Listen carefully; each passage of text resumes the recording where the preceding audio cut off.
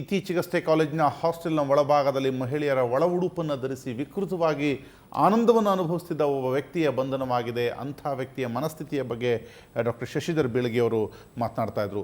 ಇಂಥ ವ್ಯಕ್ತಿ ಈಗ ಬಂಧನ ಆಗಿದೆ, ಆತನಿಗೆ ಬೇಕಾದಂಥ ಟ್ರೀಟ್ಮೆಂಟ್ ಸಿಗುತ್ತೆ, ಎಲ್ಲವೂ ಸರಿ. ಆದರೆ ತಪ್ಪೊಪ್ಪಿಗೆಯನ್ನು ಹೇಳ್ತಾನೆ, ನಾನು ಮಾಡ್ತಿದ್ದಿದ್ದು ನಿಜ ಅಂತಾನೆ, ಆದರೆ ನಾನು ಏನು ಮಾಡ್ತಿದ್ದೆ ಅಂತಲೇ ನನಗೆ ಗೊತ್ತಿಲ್ಲ ಅಂತಾನೆ.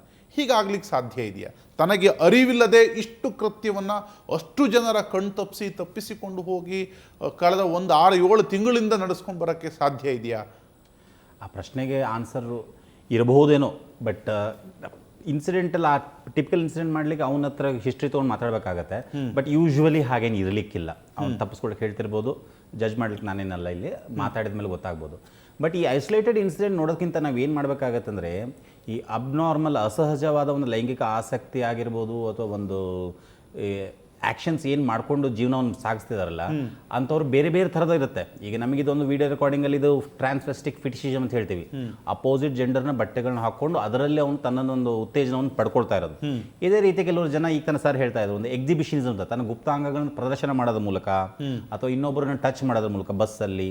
ಇನ್ನು ಕೆಲವರು ಸ್ಯಾಡೋ ಮೆಸೋಕಿಸಮ್ ಅಂತ ಏನು ಹೇಳ್ತೀವಲ್ಲ, ತನಗೆ ನೋವು ಕೊಟ್ಕೊಳ್ಳೋದು ಇನ್ನೊಬ್ಬರಿಗೆ ನೋವು ಕೊಟ್ಕೊಳ್ಳೋದ್ರ ಮೂಲಕ ಒಂದು ಉತ್ತೇಜನವನ್ನು ಪಡೆಯುವಂಥ ಜನ ಇರ್ತಾರಲ್ಲ, ಇವರೆಲ್ಲರಿಗೂ ಒಂದು ಗ್ರೂಪ್.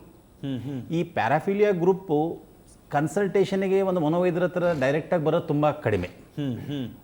ನಮ್ಮ ಸೈಕ್ಯಾಟ್ರಿಕ್ ಕನ್ಸಲ್ಟೇಷನ್ ಬರಲಿಕ್ಕೇ ನಾವು ಸ್ಟ್ಯಾಟಿಸ್ಟಿಕ್ಸ್ ನೋಡಿದಾಗ ಇದು ಒಂದು ಎಷ್ಟು ಇನ್ಸಿಡೆಂಟ್ಸ್ ಇದೆ ಅದನ್ನು ಕಂಡುಹಿಡಲಿಕ್ಕೆ ಆಗೋದಿಲ್ಲ. ಯಾಕಂದರೆ ರಿಪೋರ್ಟಿಂಗ್ ಇಲ್ಲ, there is no method to find out how many are there like this. Usually ತುಂಬ ಕಡಿಮೆ ಅಂತ ಹೇಳಬೇಕಾಗತ್ತೆ. ಬಂದವರೆಲ್ಲರಿಗೂ ಅದು ಯೂಶ್ವಲಿ ಅವ್ರಿಗೆ ಅದರಿಂದ ಒಂದು ಬೇಜಾರಾಗಿರುತ್ತೆ, ನಾನು ಹಿಂಗೆ ಮಾಡ್ತಾ ಇದ್ದೀನಲ್ಲ ಅಂತ. ಅದಕ್ಕೋಸ್ಕರ ಒಂದು ಫೀಲಿಂಗ್ ಗಿಲ್ಟ್ ಇರೋರು ಬಂದು ಟ್ರೀಟ್ಮೆಂಟ್ ತೊಗೊಳ್ತಾರೆ. ಗಿಲ್ಟ್ ಇರೋರು ತಮ್ಮನ್ನು ತಾವು ಹೀಗೆ ತೊಡಗಿಸ್ಕೊಂಡು ಹೋಗ್ತಾ ಒಂದು ದೊಡ್ಡ ವಿಷಯ ಮಾಡ್ಕೊಂಡಿರ್ತಾರೆ.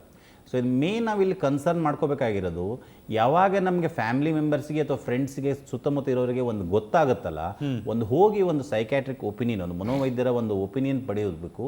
ಅವರಿಂದ ಸೂಕ್ತವಾದ ಸಲಹೆ, ಕೌನ್ಸಿಲಿಂಗ್, ಚಿಕಿತ್ಸೆ ಏನಿದೆ ಅದನ್ನ ಪಡ್ಕೋಬೇಕಾಗಿದ್ದು ಮೇನ್ ಮಹತ್ವ ಕೊಡಬೇಕಾಗುತ್ತೆ ನಾವು. Whatever the methods are, different methods are there. Most of them people, ಕೆಲವರು ಸರ್ ಹೇಳ್ದಂಗೆ ಕ್ರೂರಿಗಳಾಗಿರ್ಬೋದು. ನೀವು ಎಕ್ಸಾಂಪಲ್ ಕೊಟ್ಟರೆ ಹಳೆ ಕಾಲದಲ್ಲಿ ಏನೇನು ಮಾಡಿದ್ರು ಅಂತ, ಅದು ಇರ್ಬೋದು. Some people will be very realistic ಲೈಫಲ್ಲಿ ತುಂಬ ಹೆಲ್ಪ್ಲೆಸ್ ಪೀಪಲ್ ಇರ್ತಾರೆ ಇವರು. ಆ ಟೈಮಲ್ಲಿ ಮಾತ್ರ ವಿಕೃತ ಕಾಮಿಗಳ ಥರ ಕಾಣ್ತಾರೆ, ಬಟ್ ಅದರ್ವೈಸ್ ನಾರ್ಮಲ್ ಮನುಷ್ಯರಾಗೇ ಇರ್ತಾರೆ ಅವರು. ಆಗ ಕಂಡು ಬಂದಾಗ ಅವ್ರ ತಮ್ಮ ಆಗಿರ್ಬೋದು, ಅವ್ರ ಅಣ್ಣ ಆಗಿರ್ಬೋದು, ಅವ್ರ ಪೇರೆಂಟ್ಸ್ ಆಗಿರ್ಬೋದು, ಹೆಂಡತಿ ಆಗಿರ್ಬೋದು, ಒಂದು ಫ್ಯಾಮಿಲಿನ ಇವು ಇನ್ಸಿಡೆಂಟ್ ಅಷ್ಟೇ ಅಲ್ಲ, ಸುತ್ತಮುತ್ತ ನಾವೆಲ್ಲ ಕಂಡಾಗ ಒಂದು ಒಪಿನಿಯನ್ ತಗೊಂಡು ಅವರಿಗೆ ಸೂಕ್ತ ಚಿಕಿತ್ಸೆ ಕೊಡೋದ್ರ ಬಗ್ಗೆ ನಾವು ಮಹತ್ವ ಕೊಡಬೇಕಾಗತ್ತೆ ನಾವು. ಎಸ್, ಅಂದರೆ ಸಹಜವಾಗಿ ಅವರು ಬೇರೆ ಸಂದರ್ಭದಲ್ಲಿ ಅವನಂಥ ಅಮಾಯಕ ಯಾರೂ ಇಲ್ಲ ಅನ್ನುವಷ್ಟರ ಮಟ್ಟಿಗೆ ಆತ ಇರ್ತಾನೆ, ಆದರೆ ಆ ಸಂದರ್ಭಗಳಲ್ಲಿ ಈ ರೀತಿಯ ವಿಕೃತಿ ಮೆರಿತಾನೆ ಅನ್ನುವಂಥದ್ದು. ಕೀರ್ತನ, ನೀವು ಆಗಲೇ ಹೇಳ್ತಾ ಇದ್ರು, ಸುಮಾರು 6 ತಿಂಗಳು 7 ತಿಂಗಳಿಂದ ಕೂಡ ಈತ ಅಲ್ಲಿ ಕಾಲೇಜ್ ಒಳಗಡೆ ಆ ಹಾಸ್ಟೆಲ್ನ ಒಳಭಾಗದಲ್ಲಿ ಬರ್ತಿದ್ದಾನೆ ಅನ್ನುವಂಥದ್ದು. ದೂರು ಕೊಟ್ಟರೆ ಪೊಲೀಸರು ಯಾವತ್ತಾದರೂ ಸ್ಥಳಕ್ಕೆ ಬಂದು ಅಲ್ಲಿ ಹೆಚ್ಚಿನ ಒಂದು ವಿಚಾರಣೆಯನ್ನು ಮಾಡಿದ್ದ ಉದಾಹರಣೆ ಇದೆಯಾ? ಇದನ್ನು ಗಂಭೀರವಾಗಿ ಪರಿಗಣಿಸಿದ್ದಾರೆ ಅಂತ ಅನ್ಸುತ್ತೆ ತಮಗೆ?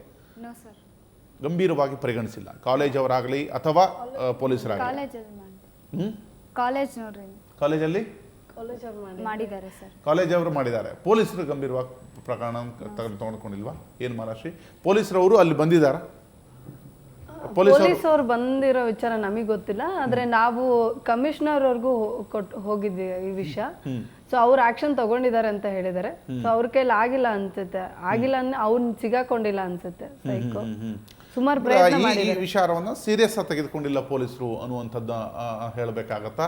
ಅಥವಾ ಈ ಥರದ ಲೇಡೀಸ್ ಹಾಸ್ಟೆಲಲ್ಲಿ ಇಂಥದ್ದೊಂದು ಘಟನೆ ನಡೀತಿದೆ ಅಂದಾಗ ಸಹಜವಾಗಿಯೇ ಅಲರ್ಟ್ ಆಗಬೇಕಾದವ್ರು ಯಾರು? ಒಂದು ಕಾಲೇಜು ವರ್ಗ ಮತ್ತು ಪೊಲೀಸ್ ಅಂತ ನಾವು ಭಾವಿಸ್ತೀವಿ. ಏನು ಮಾಡಬೇಕಿತ್ತು ಅಂತ ಹೇಳ್ತೀವಿ?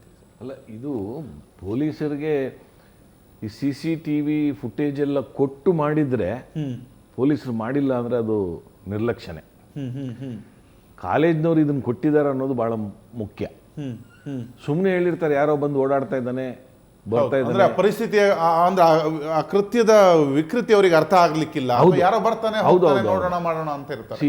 ಯಾವಾಗ ಇದು ಬಹಳ ಗಂಭೀರ ಇದಕ್ಕೆ ಹೋಯ್ತು ಅಂದಾಗ, ಈ CCTV ಫುಟೇಜ್ ನೋಡಿದಾಗ ಬಹಳ ಅನ್ಯೂಶುವಲ್ ಇದು. ಈ ಫುಟೇಜಲ್ಲಿ ಇರುವಂಥದ್ದು ನೋಡಿದಾಗ ಗಾಬರಿ ಆಗ್ತದೆ ಯಾರಿಗಾದ್ರೂ. ಹೌದು, ಅಂದ್ರೆ ನಿಮಗೆ ಸ್ಟೂಡೆಂಟ್ಸ್ಗಳ ಗಮನಕ್ಕೆ ಬಂದಿತ್ತಾ ಆತ ಈ ಮಹಿಳೆಯರ ಒಳ ಉಡುಪುಗಳನ್ನು ಹಾಕೊಂಡು ಓಡಾಡ್ತಿದ್ದ ಅನ್ನೋದು ಗೊತ್ತಾಗಿತ್ತಾ? ಮೊದಲು ಯಾರೋ ಒಬ್ಬ ಬರ್ತಾನೆ ಅಂತ ಗೊತ್ತಾದಾಗ ನಮ್ಗನ್ಸಿತ್ತು ಕಳ್ಳ ಬರ್ತಾನೆ ಅಂತ ಅಂದ್ಬಿಟ್ಟು. ಕಳ್ಳ ಬರ್ತಾನೆ ಅಂತ ಅನ್ಕೊಂಡಾಗ ನಮ್ಗೆಲ್ಲ ಭಯ ಆಗಿತ್ತು, ನಮ್ಗೆ ಏನಾರ ಮಾಡ್ಬಿಡ್ತಾನೆ, ಇಲ್ಲಾಂದ್ರೆ ಏನೋ ಬಂದು ತಗೊಂಡು ಹೋಗ್ತಾನೆ ಅಂತ ನಾವ್ ಆತರ ಅನ್ಕೊಂಡಿದ್ವಿ. ಸೊ ಈ ಫಸ್ಟ್ ಟೈಮ್ ಗೊತ್ತಾಗಿದ್ದು ಈ ತರ.